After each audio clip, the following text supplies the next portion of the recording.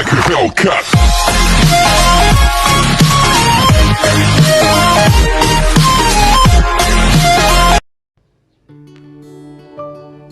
Morning mga katoto, panibagong araw, panibagong vlog, araw ng Huwebes. Pag-usapan natin ngayon yung mga namimiss kong lutong gulay sa Bicol. Mamaya ipapakita ko niya sa inyo sa picture. Siya nga pala mga katoto, sana supportan niyo ang aking channel at huwag kalimutan i-subscribe at pati pa like na lang din ang bell para pag mayroon akong bagong upload may dumating sa inyong notification. Siya nga pala, shout out kay Admin Balin Pedrolena. Sana suportahan nyo ang kanyang channel, ayan sa taas. At saka kay Admin Nance, ayan din sa taas yung kanyang channel. Pakisuporta naman sa suportahan nyo din ang channel niya. At ganoon din kay Sister Grace Bumoya. Sana mga katoto, suportahan nyo yung mga channel nila. Ngayon mga katoto, pag-usapan natin yung mga namimiss kong gulay. Papakita ko sa inyo sa picture kung ano ang mga pinagmamalaki ng lutong gulay ng Bicol. At siguro kahit kayo matatakam din. Ano ngayon, pandemic, kaya hindi makauwi ng Bicol, kaya dito ko na lang sa picture tinitingnan ng mga namimiss kong pagkain na lutong Bicol. Tara, tingnan natin. A few moments later. Una nating pag-uusapan mga katoto, itong lubi-lubi. Lubi-lubi ang tawag nito sa amin. Napakasarap i-gata to. Ayan, tingnan nyo sa picture. Pag kahit na dilis lang isawag mo, kaya pa, nako, kung kumain ka, kung nagbibida ka, makakalimutan mo ang pagdidita. Ayan, tingnan nyo. Pangalawa kung papakita sa inyo yung gatang laing, gatang laing na sinahugan ng isda. Na kapag nakatikim kayo niyan, mga hindi Bicolana, napakasarap niyang luto niya. At yan, pinagmamalaki yan ng lutong Bicol. Isa sa mga pinagmamalaki sa Bicol na gulay na tinataang laing. Ayan, tingnan nyo sa picture. Yung pangatlo namang ipapakita ko sa inyo, yung tawag sa amin nito kinunot, yung pagiba na sasahugan mo ng gulay tapos maraming sili. Ang sarap din nito mga katoto, lalo na kung maraming sili at naglalangis lang siyang pagkagata mo. Talagang paparami ka ng kain. Tapos yung pang-apat na yung pinaka-special na isda sa amin na ginataang tulingan at pangat. Ang sarap talaga nito kainin, lalo na kung matagal mo yung sinalang tapos naglalangis-langis yung gata. Talagang mapaparami din ng kain. At ang pang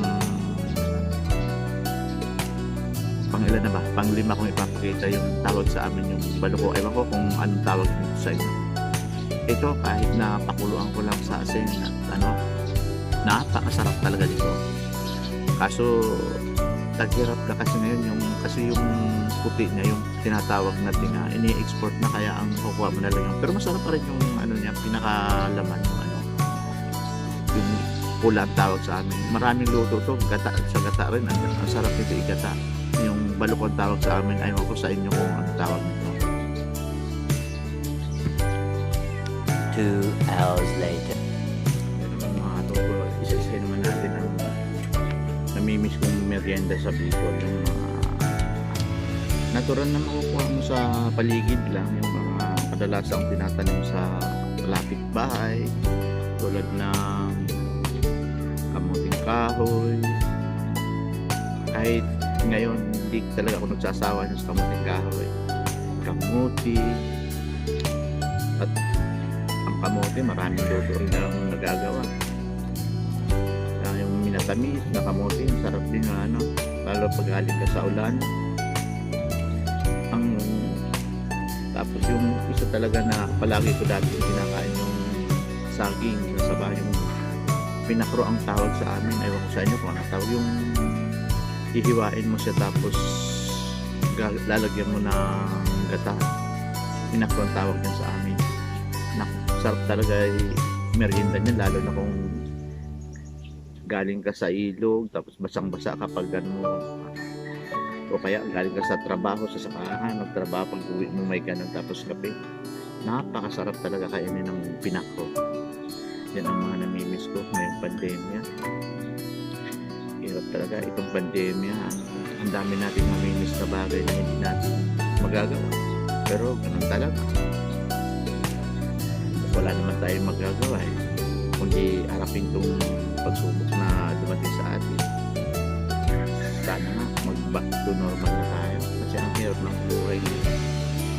Marami nang mapigdohan, ekonomiya ng ating bansa. Lalo may mahirap.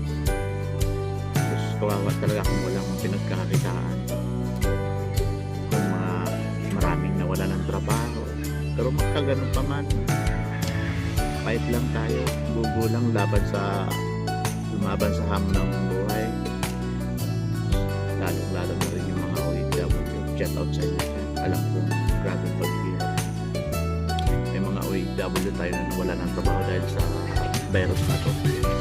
Sana huwag kayong mawawala ng pag-asa, maging natatag at pakasasaan bakit malalampasan din natin to. Sige lang, laban lang sa hamon ng buhay. Ganun talaga. Habang nabubuhay may problema hinaharap. Na pala, malapit na pala mag-Valentine's. Advance happy Valentine's na lang sa inyo. Lahat. Paano? Hindi ko na nakapado pag-kwento ko. Wala lang. Nakwento ko lang sa inyo kasi wala eh. Kung hindi natin libangin yung mga sarili natin eh, mga ano-ano maiisip natin. Kaya kung ano-ano lang eh, libangin na lang natin, gumawa na lang tayo ng paraan para malibang yung ating mga sarili. Paano sana mga kadot? Huwag niyong kalimutan supportan ng aking channel, Tatsuki Boy Official. Pa-like na rin dyan at pa-share ng video, pa-hit na rin ng bell para yung all, para kung may bago akong upload notified kayo. Paano? Advance happy Valentine mo lang sa inyo. Salamat!